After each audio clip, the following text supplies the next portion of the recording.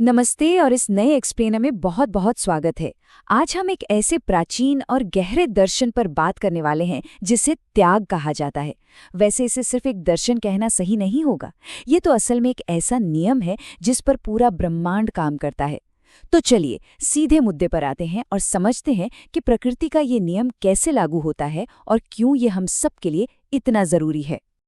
अब सबसे पहले जरा इस सवाल पर गौर कीजिए, क्या बिना कुछ दिए कुछ पाना वाकई मुमकिन है?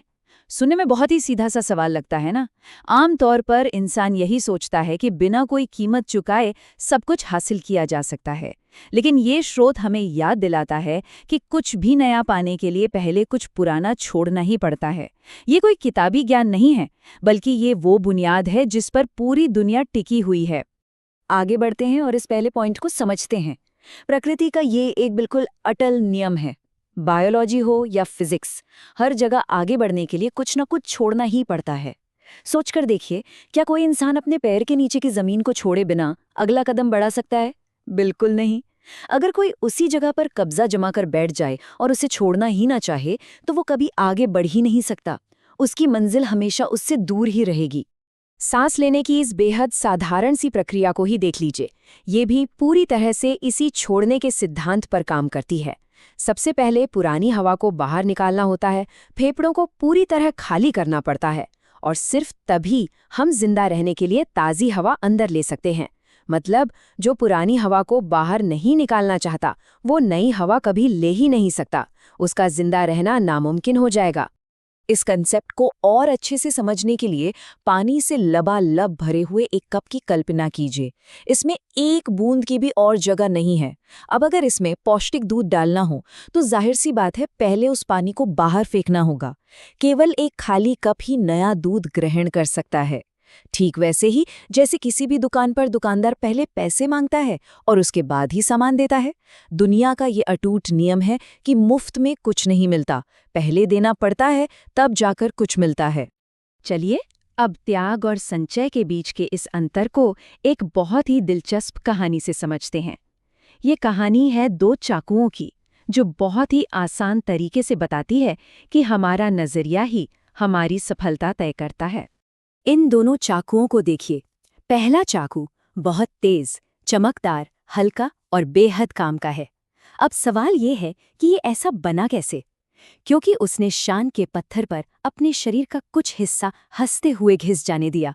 उसने असल में त्याग का महत्व समझा। वहीं दूसरा चाकू भारी, जंग लगा और एकदम कुंद है। वो अपना कुछ भी छोड़ना नहीं चाहता था। उसे पत्थर पर खुद को घिसना बेकार लगा और नतीजा, वो किसी काम का नहीं रहा और हमेशा के लिए बेकार हो गया। यहीं से एक शब्द निकलकर आता है, संचय, यानी बस इकट्ठा करने की आदत। उस कुंद चाकू की तरह बिना कुछ दिए बस जमा करते रहने का ये जो भ्रम है ना, वो वास्तव में एक भयानक जंग की तरह काम करता है। उस दूसरे चाकू का वो जमा किया हुआ भारीपन ही उसके लिए जानलेवा साबित हुआ। और ध्यान देने वाली बात यह है कि यह सिर्फ किसी निर्जीव चीज की बात नहीं है। ये आदत किसी भी इंसान को अंदर से खोखला कर सकती है। तो अब इस प्राकृतिक नियम को हम इंसान के बर्ताव से जोड़कर देखते हैं कि कैसे संचय का ये भ्रम गंभीर परिणाम लेकर आता है। धन को बिना रुके बस इकट्ठा करते जाने की ये जो तीव्र इच्छा है, ये किसी घातक बीमारी से कम नहीं है। इंसान पर जमा करने का ऐसा भूत सवार हो जाता है कि हर तरफ बस एक ही आवाज आती है, लाओ जमा करो, और लाओ और जमा करो। और ये इंसान के लालच का एक पूरा पैटर्न है, एक लत की तरह। पहले 10 की इच्छा होती है, फिर वो बढ़कर 50 की मांग बन जाती है, उसके बाद 500 की लालसा, और अंत में 4000 का ऐसा जुनून सवार होता है जो कभी खत्म नहीं होता। ये कभी ना बुझने वाली प्यास है। ये तो बिल्कुल वैसा ही है जैसे नशे में चूर कोई व्यक्ति बस एक और की रट लगाए रहता है, और जितना पीता है उतना ही खुद को बर्बाद करता चला जाता है।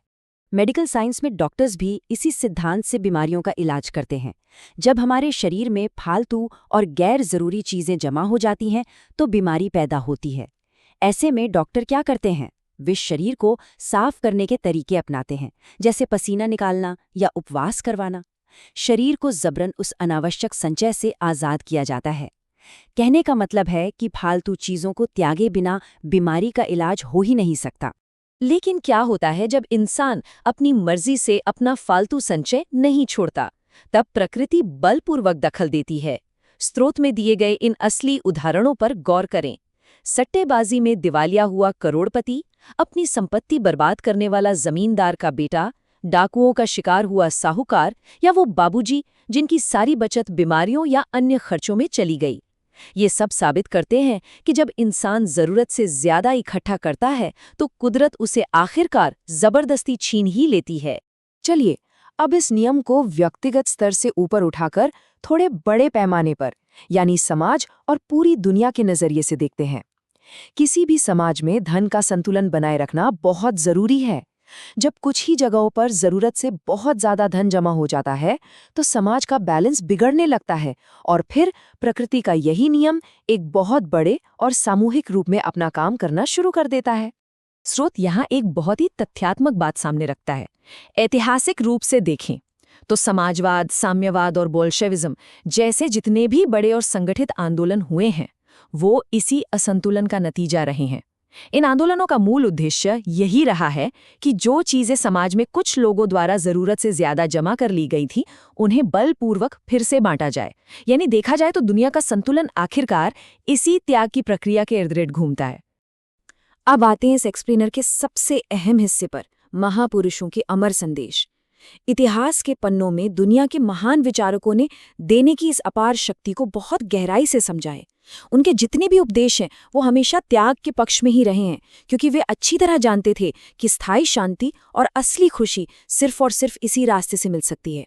भगवत गीता का ये उद्धरण एक बहुत ही गहरी बात कहता है कि जो केवल अपने लिए भोजन पकाता है और खाता है वो वास्तव में पाप खाता है।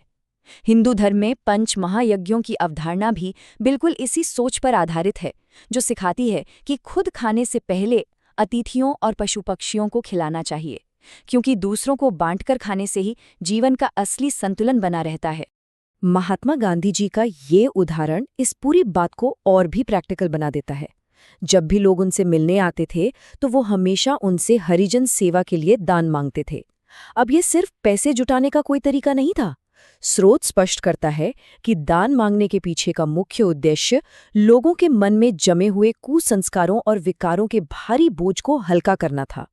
त्याग से बढ़कर मन की शुद्धि का दूसरा कोई उपाय है ही नहीं। और ये तो हम सब जानते हैं कि महान चीजें कभी मुफ्त में नहीं मिलती। गौतम बुद्ध के जीवन को ही देख लीजिए।